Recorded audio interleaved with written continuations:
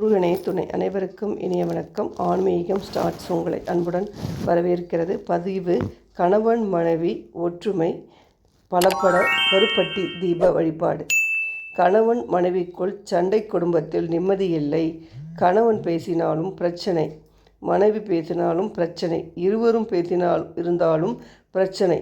குடும்பத்தில் கை கலகலப்பு, தகராறு, பிள்ளைகளுடைய எதிர்காலத்தை பற்றிய கவலை என்று உங்களுடைய வீட்டிலும் பிரச்சனைகள் தொடர்ந்து கொண்டே வருகிறதா? இந்த பிரச்சனைக்கு முற்றுப்புள்ளி வைக்க ஆன்மீக ரீதியாக ஒரு பரிகாரத்தை தான் இன்று நாம் பதிவில் பார்க்க போகிறோம். கருப்பட்டி தீப பரிகாரம். கணவன் மனைவிக்குள் ஒற்றுமை தரும் பரிகாரம். இது மிக பழமையான பரிகாரம், எளிமையான பரிகாரம், சக்தி வாய்ந்த பரிகாரம்.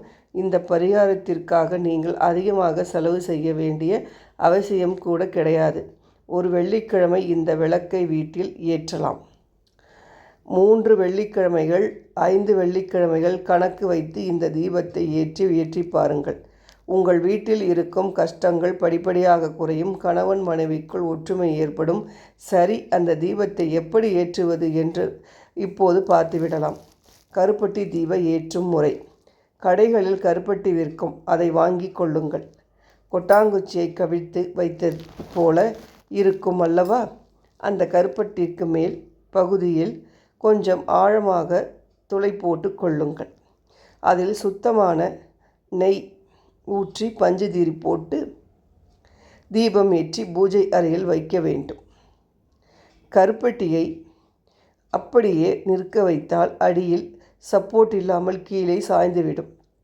ஆகவே ஒரு வாழை இலை அல்லது பாக்குமட்டை தட்டுக்கு மேல் பச்சை அரிசி பரப்பி அதன் மேல் இந்த 2 கருப்பட்டிகளையும் நிற்க வைத்து தீபம் ஏற்றி இறைவனுக்கு தீபதூப ஆராதனை காண்பித்து வேண்டுதலை செய்து கொள்ள வேண்டும். குலதெய்வத்தை மனதார நினைத்து பிரார்த்தனை வைத்து கொள்ளுங்கள். இந்த தீபம் 1 மணி நேரம் உங்கள் வீட்டில் எரிந்தாலும் போதும். வெள்ளிக்கிழமை மாலை இந்த பரிகாரத்தை வீட்டில் செய்யலாம்.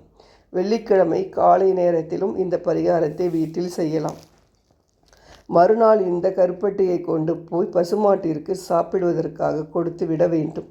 அதன் கீழே இருக்கும் பச்சரிசியை எடுத்து நீங்கள் வீட்டில் சமைத்து சாப்பிட்டு கொள்ளலாம். தவறு ஒன்றும் கிடையாது. பச்சரிசியை வீணாக்க வேண்டாம். உங்களால் முடியும் என்ற பட்சத்தில் அந்த பச்சரிசி ஏதாவது ஒரு ஏழைக்கு தானம் கொடுக்கலாம். தவறு கிடையாது. கணவன் மனைவிக்குள் அதீத சண்டை, ஒருவருக்கொருவர் போராடித்தான் உங்கள் குடும்பத்தையே நடத்துகிறீர்கள் என்றால் இந்த எளிமையான பரிகாரத்தை செய்து பாருங்கள். உங்கள் சண்டை சச்சரவு தீரும். பிடிக்காத திருமணம் செய்தவர்கள் அல்லது பிடித்து திருமணம் செய்து மனஸ்தாபம் வந்து பிரிந்தவர்கள் எல்லாம் இந்த கருப்பட்டி தீபத்தை ஏற்றினால் குடும்பத்தில் ஒற்றுமை நிலவும் என்பது நம்பிக்கை. உங்களுக்கு நம்பிக்கை இருந்தால் நீங்களும் இந்த வழிபாட்டை மேற்கொண்டு பார்க்கலாம். நன்றி, வணக்கம்.